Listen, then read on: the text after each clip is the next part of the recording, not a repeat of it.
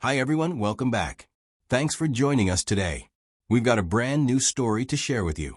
So let's begin.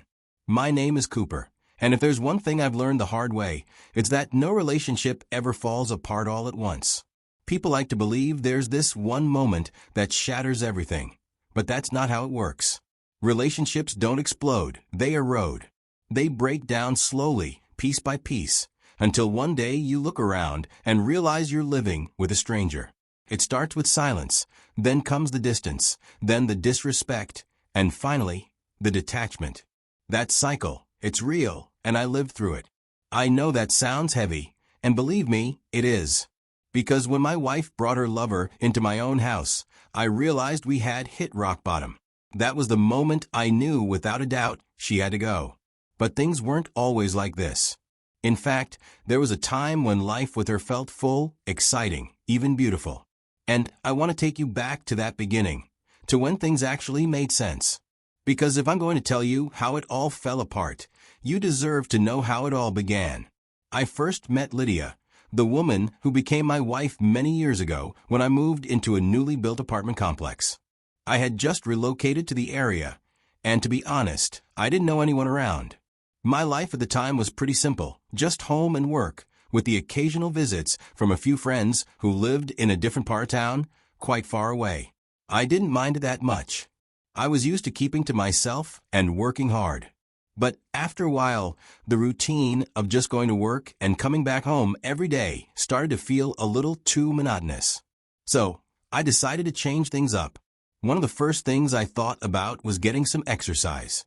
I started jogging every morning at 5 a.m., figuring it would be a good way to break free from my usual routine and get to know the neighborhood a bit better.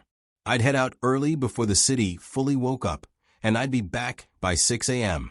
The streets were quiet, and it gave me the chance to clear my mind, all while seeing the neighborhood from a different perspective. It felt peaceful, but also gave me a little energy boost for the day ahead. During my morning jogs, there was this one woman I kept seeing every day. She was always out jogging as I was finishing up my run, and honestly, she was hard to miss. She was beautiful in that effortless kind of way. I don't know how to explain it, but I found myself looking forward to those early morning encounters. After running past her a few times, I finally found myself stopping one day. I didn't even think about it much before doing it, but I ended up walking up to her and asking, "Do you stay here?" She smiled, looked a bit surprised, and said, "Yeah, I do." We started talking a little, and honestly, it felt like we had known each other for a lot longer than just a few minutes. I don't even know why, but there was an instant connection. That was when I found out her name was Lydia. After that day, we started seeing each other more often. I adjusted my jogging time so that we could run together, and that's how our friendship began. It was simple at first. Lydia and I would jog side by side, sometimes talking, sometimes just enjoying the silence. But over time, I found myself thinking about her more, and little by little, our friendship grew into something more. As days went by, our connection became stronger, and eventually, we took the step from being friends to dating. Since we lived so close to each other, I started seeing Lydia almost every day. After work, I'd come home and we'd hang out, and that routine quickly became something I looked forward to. And before I knew it, it wasn't just dating anymore. We started talking about the future, and not long after, we made the decision to get married. In hindsight, I realize now that everything about that time felt perfect. We were happy, we were in love, and things were just easy. At that point, life seemed like it was going exactly how I wanted it to. After Lydia and I got married, I sat her down one quiet evening, thinking it was the right time to tell her something important. I told her I had a child from a previous relationship. I wasn't hiding it out of shame or guilt. I just thought it was something that didn't need to come up immediately since I'd always taken full responsibility. I paid for everything. I visited often. I supported the child's mother even though we were no longer together. In my mind, I had done the honorable thing. But Lydia's reaction blindsided me. The moment the words left my mouth, it was like flipping a switch. She stood up, eyes wide, and just lost it. She accused me of betrayal, said I had tricked her into marrying me. She kept shouting about how she never would have agreed to be with a man who already had a child. I tried to calm her down, but she wasn't hearing any of it. That night changed something. It created a crack between us, and no matter how much I tried to seal it with reason or kindness, that crack never really closed. From then on, every argument we had, even when it had nothing to do with my son, somehow circled back to him. If I forgot to take out the trash, she'd say, "Maybe you're too busy thinking about your other family." If I wanted to go visit him, she'd act like I was choosing someone else over her. It got to a point where I could predict the moment she'd bring it up. Her voice would change, like she was pulling out her favorite weapon. Still, we stayed married 7 years after. That's a long time to keep dancing around a sore spot that never healed. And for those 7 years, Lydia and I never had a child together. I didn't push the issue because she never brought it up. She always brushed it off if the topic came up. "We're good," she'd say. "Let's not stress ourselves." So I left it alone. I thought if she wasn't worried, then I shouldn't be either.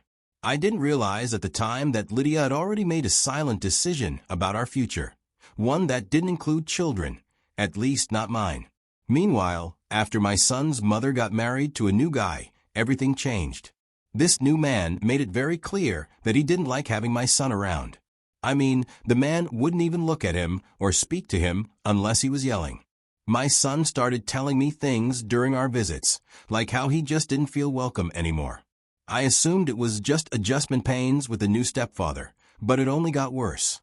Each time I saw my son, he looked more withdrawn. And every time we spent time together, he would ask me if he could come live with me. At first, I thought he just missed me. But one day, he looked me straight in the eyes and said, "Dad, can I live with you?" I could see in his eyes that this wasn't just about wanting more time. That was when I knew I had to step in. I went to his mother and asked her to let him stay with me for a while, just until things stabilized. But she said no, without even blinking. She said I was being dramatic, that the boy was fine, and that I should mind my business. I tried to reason with her, told her what my son had told me, but she shut it down fast. That's when I knew I didn't have a choice anymore. I went to court and filed for custody. Let me tell you, it was a nightmare. Lawyers, paperwork, meetings, back and forths that felt like they would never end. She fought back hard, not because she really wanted the child with her, but because she didn't want to lose control. She made claims, twisted stories, tried to paint me like the unstable one.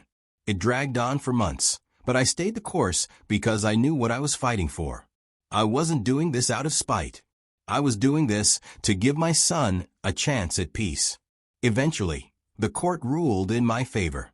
They saw the situation for what it was and granted me full custody. I'll never forget the day I brought him home. He smiled more, laughed more, slept better. And even though I was relieved, what I didn't realize at the time was that bringing my son into my home would light a fire under something already broken in my marriage. My wife, who I had hoped would understand and embrace him, didn't take it well at all. I returned home with my son, believing with all my heart that bringing him into my home was the best decision. I honestly thought Lydia, my wife, would understand. I assumed she'd welcome him, maybe even grow to care for him over time. That's what I hoped for. I was wrong. The moment I walked through the door with my son beside me, everything in Lydia's expression changed. She didn't say welcome. Then the questions started flying. Why didn't I tell her I was bringing him to live with us? How could I make that kind of decision without discussing it with her first? She wasn't asking because she wanted to understand. She was attacking.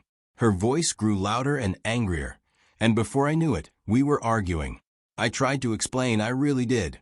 I reminded her that I had told her about my son after we got married, and that I've always taken responsibility for him. I told her how his living situation had become unsafe, how he wanted to stay with me, how I had no choice. I begged her to see that I wasn't doing this to hurt her, but she didn't want to hear it. Then, in the middle of all the shouting, she dropped something. She screamed, "You brought that boy here without even thinking about me. And I've spent 7 years making sure I never got pregnant because I didn't want this life." At first, I thought I heard her wrong. I was stunned. I asked her to repeat it. What did she mean by that? She rolled her eyes. "It doesn't matter," she said, brushing past me like the whole conversation was a waste of her time. But it did matter. It mattered more than anything she'd ever said to me. For 7 years, I believed we were just waiting for it to happen naturally one day. I never imagined she had been actively preventing it. I felt blindsided. Later, I asked her why she never talked to me about it. Why she didn't feel the need to tell me how she really felt about having children. Her only response was that I had made all the decisions regarding my son on my own. In that moment, I realized I was married to someone who not only didn't want kids, but who also resented me for having one. And now that my son was in our home, who had done nothing wrong, she saw him as a threat, not as family. As months go by, our marriage started to feel like two strangers managing a house together. Conversations shrank to "Have you paid the light bill?" or "What's for dinner?" I would try to joke with my wife sometimes, ask if she wanted to do something together, but she'd always be too tired or had somewhere to be. And even when she was home, she wasn't really there. Eventually, she found new ways to escape. Yoga retreats, spa weekends with her friends, girls' nights that became whole Saturdays. At first, I tried to be supportive. I told myself maybe she just needed space, that she was adjusting to a life she hadn't signed up for. But the more she drifted away, the more I felt like I was slowly becoming invisible. She became glued to her phone, smiling at her screen, whispering into late-night calls in the kitchen, or stepping outside when a certain text came in. I'm not a fool. I knew what I was seeing. It's one thing to lose affection, but it's another to feel replaced. It was clear there was someone else, someone who made her laugh, who made her feel something I hadn't been able to reach in months. But still I tried. I swallowed my pride and confronted her, not to fight, but to fix things. I told her I was sorry for not telling her about my son before we got married. I told her I still loved her and wanted us to be a family, to build something real and whole again. She just said, "We are living like a family," then stood up and left the room without giving me a chance to respond. That moment broke something in me.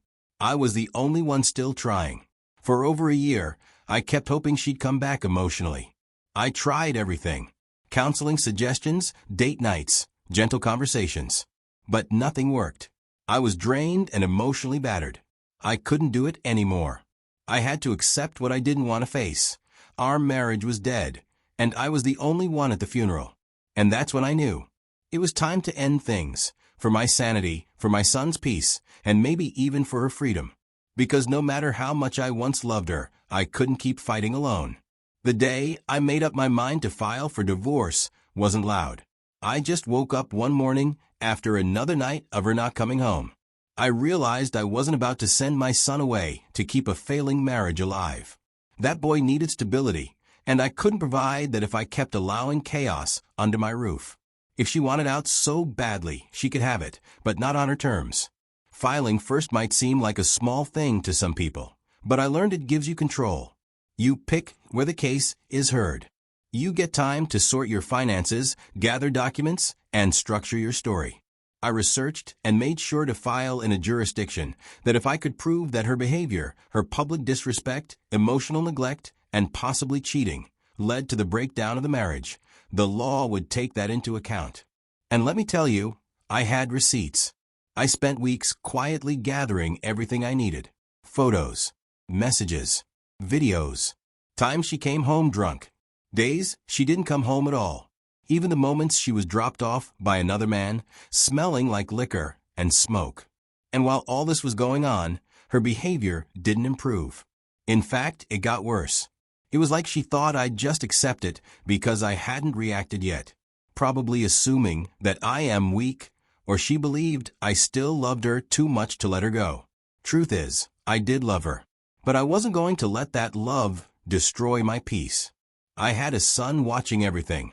I couldn't teach him to be a man by being a doormat. One Saturday morning, I was sitting in the living room going over some documents when she walked in with a man I'd never seen before.